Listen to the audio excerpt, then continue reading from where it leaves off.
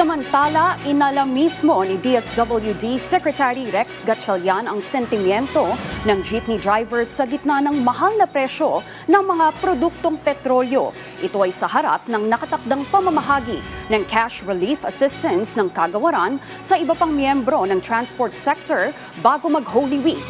Si Jeremy Piscano sa sentro ng balita. Sa gitna ng patuloy na pagtaas ng presyo ng krudo, tiniyak ng Department of Social Welfare and Development na nakikinig ang pamahalaan sa kalagayan ng iba't ibang sektor ng public transport. Ayon kay DSWD Secretary Rex Gatchalian, direktiba ni Pangulong Ferdinand R. Marcos Jr. na maunawaan muna ang aktual na pinagdaraanan ng bawat klase ng driver upang masiguro na ang tulong ng gobyerno ay angkop sa kanilang pangangailangan. Kasi iba yung TODA sa JODA, iba yung tricycle sa jeep, iba yung jeep sa Grab, iba yung Grab sa service delivery, iba-iba.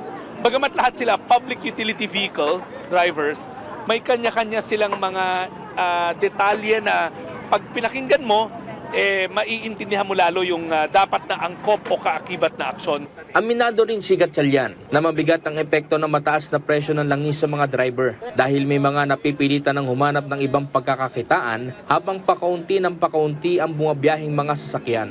Ayon kay John Mart Damian, chairman ng San Jose Transport Service and Multipurpose Cooperative, umaabot na sa 13 hanggang 15 oras ang biyahe ng ilang tsuper pero halos wala na rin silang kita.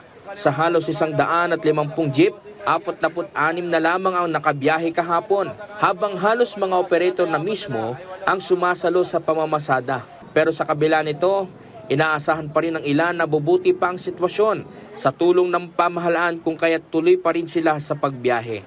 Yung iba kasi nagtsatsaga pa, pero tingin ko yung iba, baka tumitsempo lang din, naghahanap lang din ng ibang mapagkakakitaan o trabaho. Malaking bagay yung ayuda, pero magtuloy-tuloy sana, parang pambawi lang sa mga nauna nilang mga nagastos na nalugi na sila.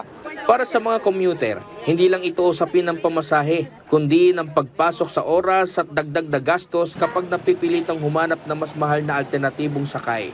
Kaya para kay Teacher Mary Joy, kailangan mag-adjust na ngayon pa lang para mapaghandaan ng kahit na anong posibilidad.